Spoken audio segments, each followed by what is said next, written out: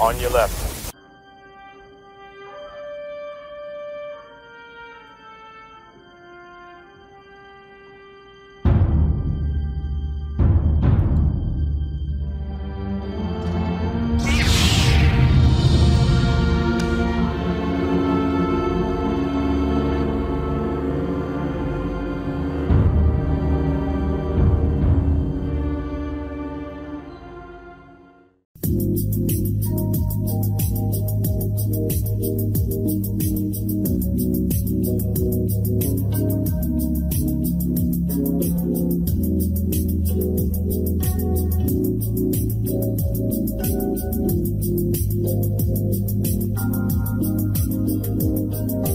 Okay, the main topic today is the main event of the past week, and that is the U.S. acknowledging that its empire cannot prevail in Afghanistan and is pulling out.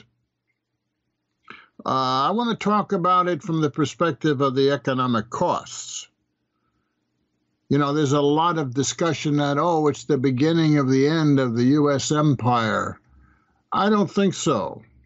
I think what we got at hand here is a restructuring by the U.S. elites of their economic empire and the shifting of the expenses of maintaining that global empire. Okay, it's been estimated the costs since 2001 for the U.S. presence in Afghanistan has been anywhere from $1 to $2 trillion. Even Biden acknowledges it's $1 trillion. Well, that's probably a low ball, I'm sure. And I've seen estimates as high as $2 trillion. You know, it all depends on assumptions of what you consider costs. You know, in a very narrow sense, you have in the Pentagon budget a kind of add-on called OCO, Overseas Contingent Operations. That's the direct military expense. Of course, we know there's more than just guns and bullets being expended in these kinds of events. And then there's further Pentagon spending involved on top of the OCO. But that's not the whole picture either. You see, the cost of maintaining the empire is not limited to the Pentagon budget. Actually, our defense war costs go way beyond just what we give the Pentagon, which is about $750 billion a year now. There's the cost of medical care as personnel are rotated out. There's the cost of pensions, very big cost. All right. The expenditures of the Pentagon for oil, in other words, fuel, are not in the Pentagon's budget. They're in the Energy Department's budget. We are expending money on the new tactical nuclear weapons. That's in the atomic energy budget. We've got the NSA and the CIA and other organizations which have, even the State Department, which have their own mercenary forces and expenditures that are really military expenditures. We have U.S. aid, that's virtually military as well, especially the annual billions that we give to Israel and Egypt that we've been doing since 1979. There's a whole host of additional expenditures that, pensions and so forth, I believe, well, the medical care is in the VA department. So there's a whole host of expenditures. And the U.S., on average, spends over $1 trillion a year on war and defense. Right? You could even say Homeland Security is part of that, which is over $50 billion a year and has been since the whole department was created. So we've spent Homeland Security probably $1 trillion since it was created in the early 2000s. So, the budget really is annually over $1 trillion. It's estimated we spend $1 to $2 trillion in Afghanistan. The government oversight agency called SIGAR, that's an acronym, SIGAR, recently reported that the cost of the wars in the Middle East, 6.4 trillion. That's what they're willing to admit. I think it's probably closer to 10 trillion when you add up all the details of it. So, the U.S. has expended $10 trillion in the Middle East since 2001. That's a big bill. And, what we have today is, I believe, the elites have recognized, U.S. political economic elites, a.k.a. the capitalists that are involved in foreign policy, oil companies and so forth, have acknowledged that the U.S. empire cannot afford that any longer. Cannot afford it. Spending that much money on these adventures, these wars in the Middle East that have really been designed to prevent others from gaining access to influence in the region and to the resources in the region. The resources 20 years ago being mostly oil, right? Well, the U.S. doesn't need that oil anymore. Over the last 20 years, the U.S. developed new fracking technologies that have allowed it to access and obtain all the oil it needs domestically here in the U.S.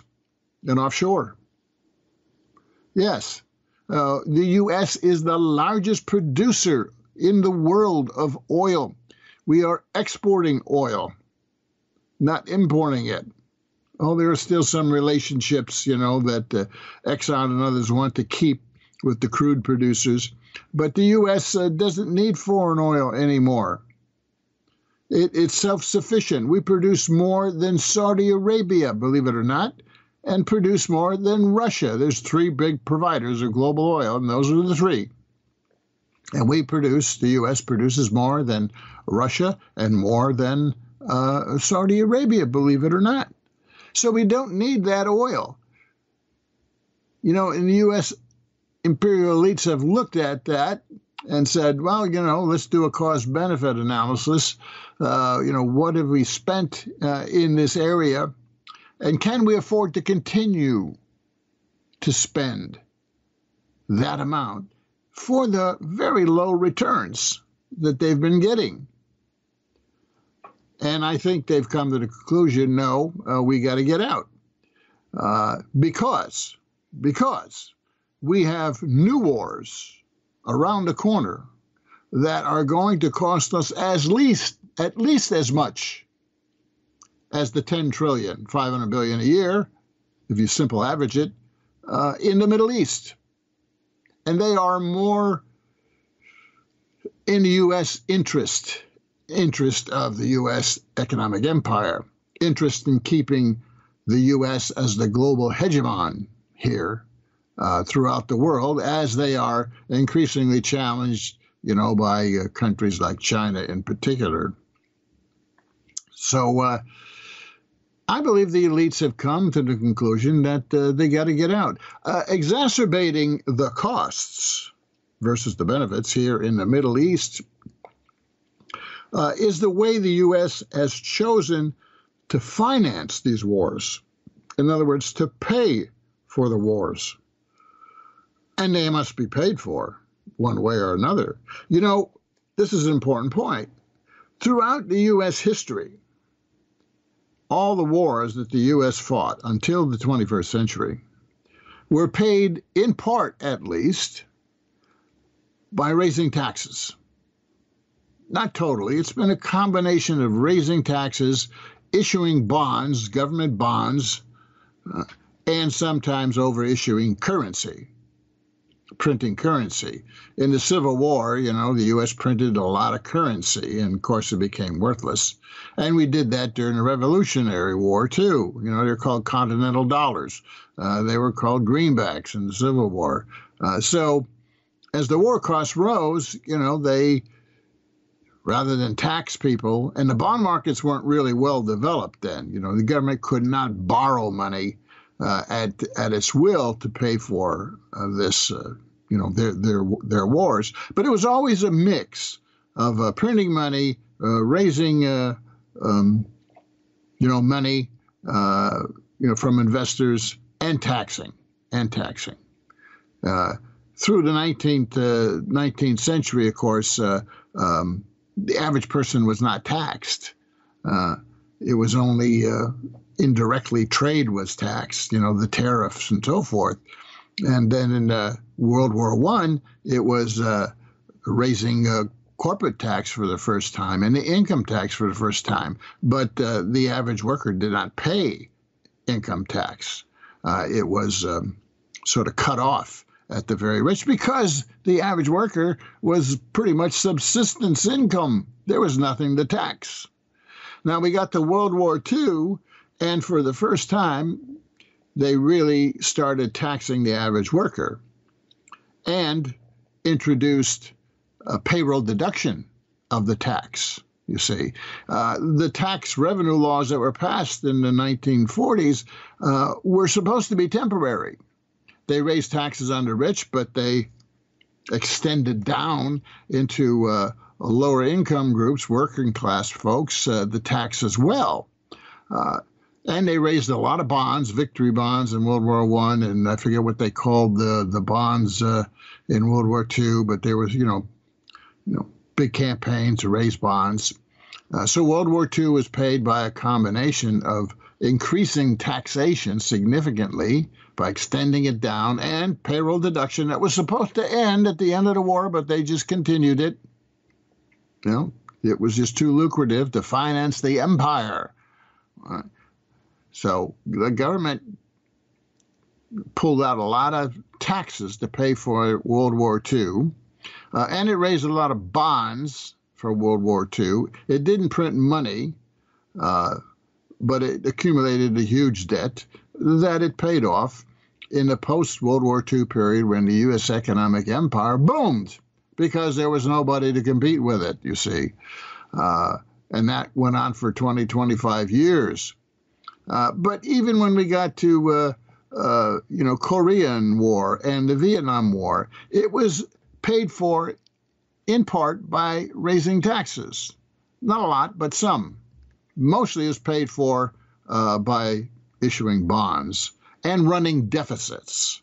The government running big deficits.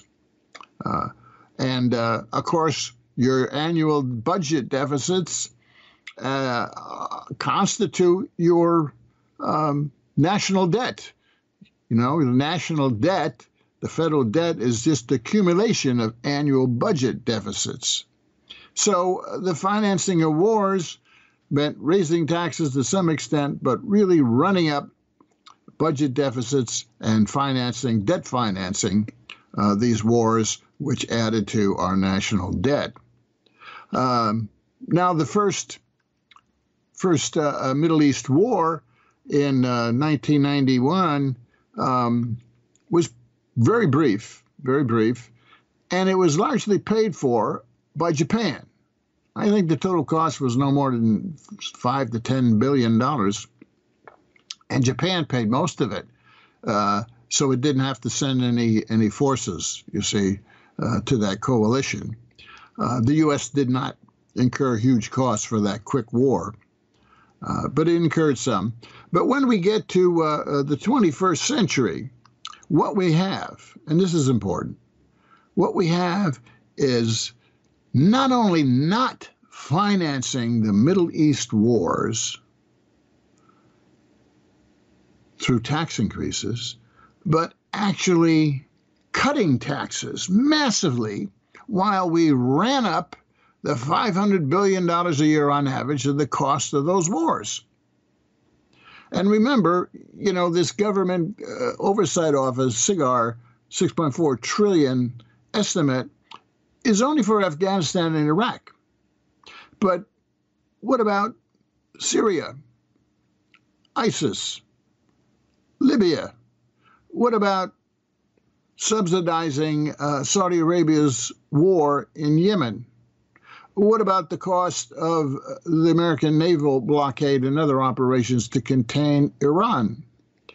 All of that is the true cost of these Middle East adventures. And as I said, they're, in my opinion, about $10 trillion. But keep in mind, most of that, if not all, has been financed by running budget deficits. It's been debt financed by the U.S. government. At the same time, never before in history, the U.S. cut taxes. It cut its taxes by guess how much? $15 trillion since 2001. $15 trillion of tax revenue cut, which contributes heavily to the budget deficit. $10 trillion in defense and war spending in the Middle East. Well, both of those add to the deficit and therefore the national debt. If you look at the national debt in 2000, before all this began, it was about $4 trillion. These are approximations. $4 trillion. By the time Bush left, George W. Bush Jr., left in 2000 and end of 2008, it was over $9 trillion. It was over $9 trillion. And caused largely by the big adventure in Iraq and Afghanistan at the time. And cutting taxes about $4 trillion. So Bush runs up the cost of the wars there in Iraq and Afghanistan by several trillion, about $3 trillion, to $2 to $3 trillion. And at the same time, he cuts taxes by $4 trillion. In 2001 through 2004, we had annual. That's what's going on. Well, that's going on at the same time that they're fighting these wars in the Middle East to the tune of the cost of $10 trillion. 15 trillion tax cuts, 80–90% of which go to corporations, businesses, and wealthy investors. And at the same time, 10 trillion cost increase, which brings us back to our original thread. And that is, they cannot afford to keep financing the wars this way. They can't afford the wars themselves, but they certainly can't afford to keep financing them this way. So if they want to keep the tax cuts, you see, they got to get out of that morass called the Middle East. And that's what's happening. That's what Afghanistan represents. The U.S. empire cannot any longer afford, if it wants to keep these tax cuts, you see, and if it wants to be able to bail people out in these increasingly frequent great recessions we're having, it cannot afford to throw money in the Middle East wars, and doesn't need to because it doesn't need the oil anymore, you see. That's on top of it. So the U.S. is getting out. It's getting out of the Middle East in these wars. The other reason why it's getting out, because around the corner, the U.S. empire realizes it's got 3 new wars that it has to pay for. Now, these aren't tanks in the desert wars, but they are even more strategic and important for the U.S. empire to remain as the global hegemon. What are these new wars? Well, first, there's the next generation technology war with China. What's that? It's a race for who's going to develop artificial intelligence first and furthest, China or the U.S. That's going to cost a lot of money.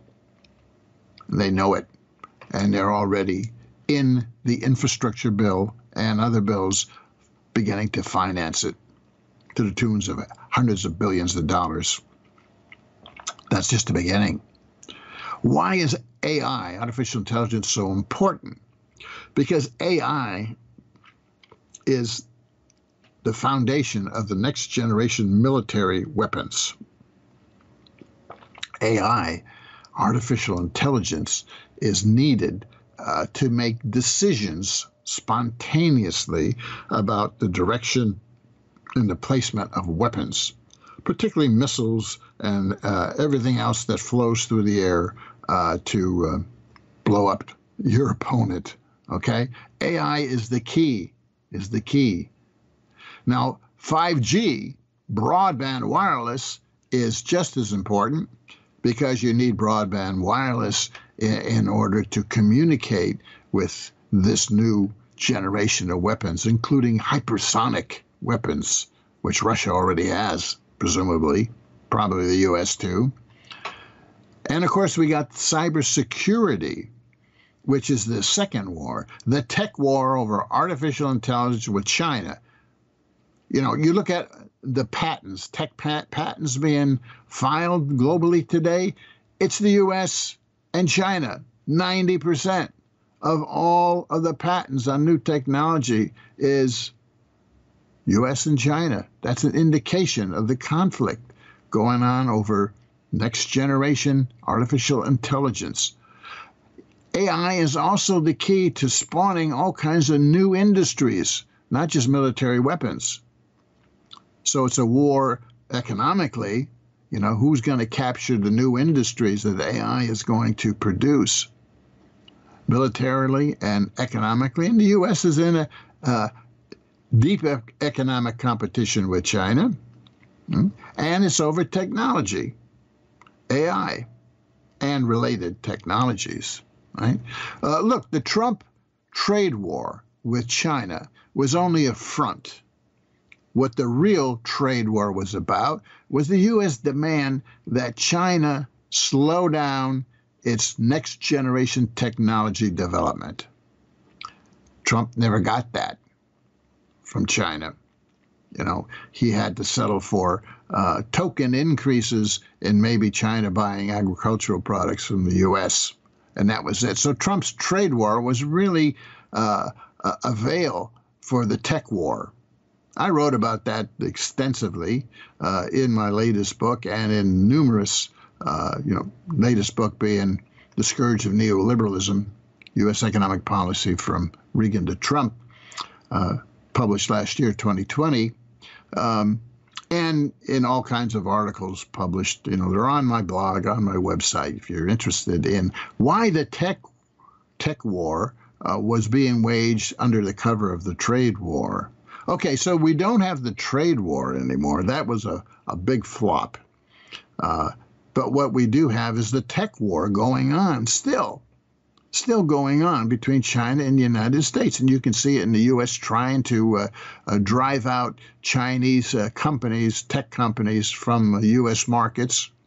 A whole host of companies. This began under Trump. It's continuing under Biden to try to delist these companies from U.S. stock markets, and a whole host of other operations going on, public and not public, in which the U.S. government is trying to get U.S. corporations to decouple from their relationships with China, because China is using those relationships to extract information about U.S. technology development. So we're in a tech war with China. That's going to cost trillions of dollars over the next decade. That's new war number one. New war number two is the cybersecurity war. And that's kind of focused on Russia, but not just Russia. Right? An extent of that, the worst potential for that is what we see with all this ransomware going on by non-government players over the internet and so forth. Ransomware threatening to shut down, U.S. companies if you don't pay the bandits, right? Well, that shows you how vulnerable the security is in the U.S. Power grid and the U.S. Companies and even the U.S. government. And it's going to take a massive investment to upgrade U.S. security, both military and non-military.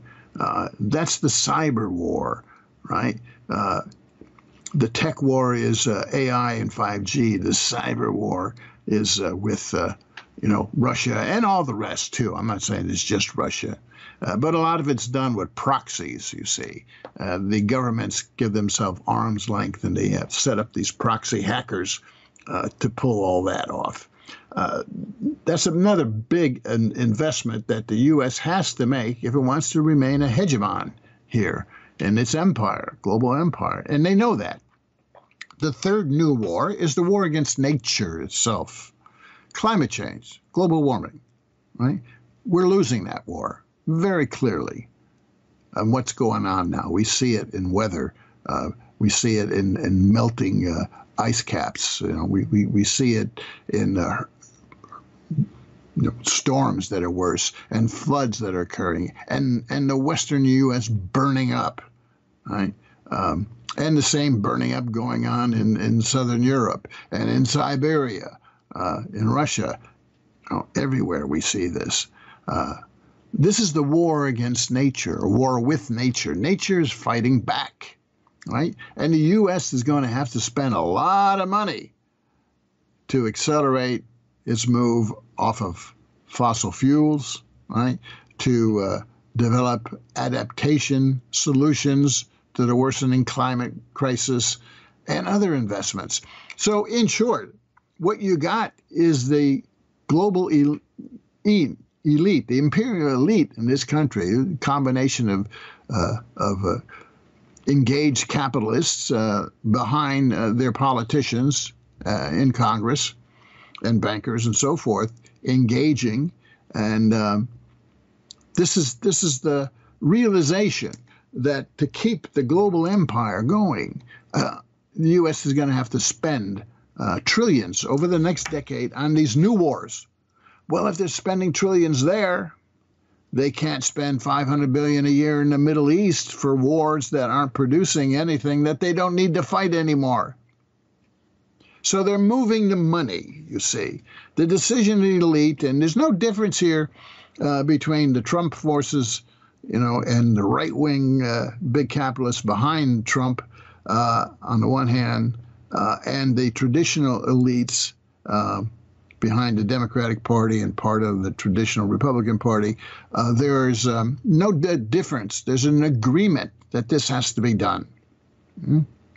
That's why Trump, in part, large part, went to Doha in the Middle East and last year and negotiated the pullout with the Taliban. The writing was on the wall. A year ago, the U.S. was leaving. So it was just a question of how messy the leaving would be. Well, they thought, the U.S. Biden thought it would be orderly to some extent, but what happened and why Afghanistan collapsed so quickly, I believe, is that over the last year, I believe Afghan forces, military forces, were talking to their Taliban opposites and feeling out possibilities of making deals with them because they knew they were going to be dumped. The U.S. was going to dump them. So they had these tacit agreements, and those agreements, to pretty much step aside and let the Taliban go and get into Kabul, right? Those agreements were enacted quickly, when it became clear that the Afghan government and the president threw in the towel. What precipitated these agreements in the field for the Afghan military, 300,000 of them to step aside, open the door to the Taliban. I mean, there were no fights going on. They said, okay, here's the door, go. What precipitated it was, what's his name, Afsan Ghani, the president, fled. He chickened out. He ran. He took a suitcase of money and ran to, I think it was Qatar. I think that's where he is now, overnight, Well, put yourself in the position of these military officers in the Afghan National Army here. Their president abdicates in the middle of the night, runs off, leaves the country. What are they going to do? Are they going to fight? No, they're already talking about throwing in the towel with the Taliban. They say, here's the key to the door, Kabul. We'll talk to you later. And that's why the whole damn thing collapsed. But it begins with Trump, you see. But even deeper than Trump, there's a consensus among U.S. elites that we cannot keep throwing trillions of dollars in Afghanistan and throughout the Middle East. And the U.S. will pull back, you see, in other places in the Middle East as well, I believe. Okay. So the U.S. is pulling out of the Middle East because it can't afford to spend $500 billion a year anymore on a worthless adventure that at best was about denying energy resources to other players, and the U.S. does not need it anymore. All right. And the need to finance $500 billion, $500 billion at least a year over the next decade. How the U.S. is going to do that is yet to be seen, but the U.S. is not, the global economic empire is not collapsing. Some people are overestimating and saying, oh, military defeat. Empires don't collapse because of military defeats. No, they never collapse. I mean, the British had lots of military defeats. Their empire didn't go away. The Romans had lots of military defeats. Their empire didn't go away. I'll tell you what causes the collapse. It's internal rot. It's internal rot, and it's the inability to finance the continuation of empire. That's what causes the collapse. Look at ancient Rome. How did ancient Rome pay for its military forces? It was from the agricultural surplus, the grains that were produced, in North Africa, in Sicily, and in Spain, and to some extent in Egypt. That's what kept the tax base, taxing that surplus, allowed the Roman state to continue to finance its military outposts on the border in Europe, Northern Europe, Germany, and so forth, and in northern Britain, and in the Middle East, in Turkey and that region there. That's how it managed to do that. But what happened? Well, the Roman Empire split into two sectors, East and West Empire. The East Empire took the grain surplus from Egypt. The West no longer had access to that surplus. And then what happened was the barbarians invaded. The Visigoths and Ostrogoths, Vandals, and so forth, invaded and occupied Spain, North Africa, and Sicily, and took away the surplus, the tax base of the Roman Empire. The Roman army shrunk, and it was just downhill ever since. Okay, so that's how Rome, its empire, collapsed. It couldn't finance the empire, couldn't finance its military any longer. Well, let's look at Britain. To a lesser extent, France and others, right? The British Empire ran on the surplus and the exploitation of all its colonies. That's what financed the British Navy and the military, extracting all the surplus from, all the members of the empire out there across the world. Well, what happened was after World War I, it lost some of those colonies, and it really lost it. It really lost it after World War II. Britain was bankrupt as a result of the war in World War II, and it owed a lot to the U.S. You see, the U.S. provided Britain with a lot of military equipment, but not for free. It gave them loans to buy the equipment from the U.S., and then they owed that money. And then after the war, Britain, needed more money, and the U.S. loaned them even more money. But all these loans had contingencies with them and understandings that Britain would cede its empire, the jewels of its empire, to the U.S. And that's how the U.S. got a foothold in the Middle East. Because then the U.S. wanted that oil. Okay. And to some extent, the independence movements in India and so forth denied Britain of its colonies as well. So it lost its colonies. It lost its tax base, which it financed the British Navy and other military expenditures, and the empire collapsed. The British Empire collapsed. So the same thing you could argue with the Soviet Union empire, which was a landed empire, as a result of the war in Eastern Europe and into Central Asia, right? The Soviet economy growth pretty much came to a halt in the 1980s. And at the same time, they jumped into this military adventure, guess where? Afghanistan. And they couldn't afford it any longer. And then you get Gorbachev come along and saying, okay, let's have glasnost, political liberalization, before we do perestroika, which is economic reorganization. And that was a disaster.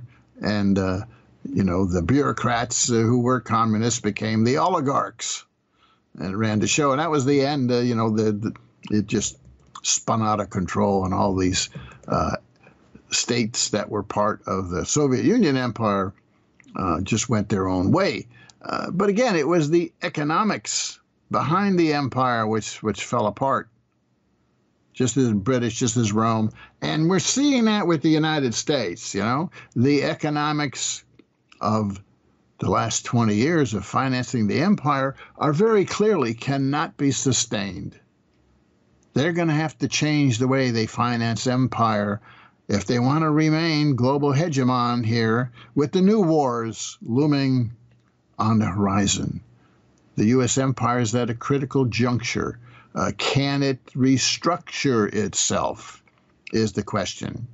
The U.S. empire will not come, which is an economic empire. You see, it's not quite the same as the way the British protected their resources and their markets. They did it with colonies.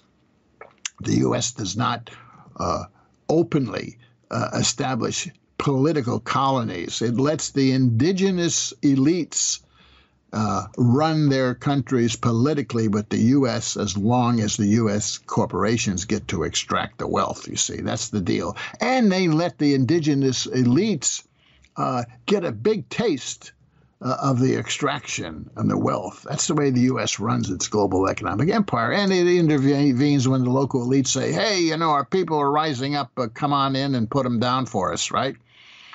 And then, the Marines will come in.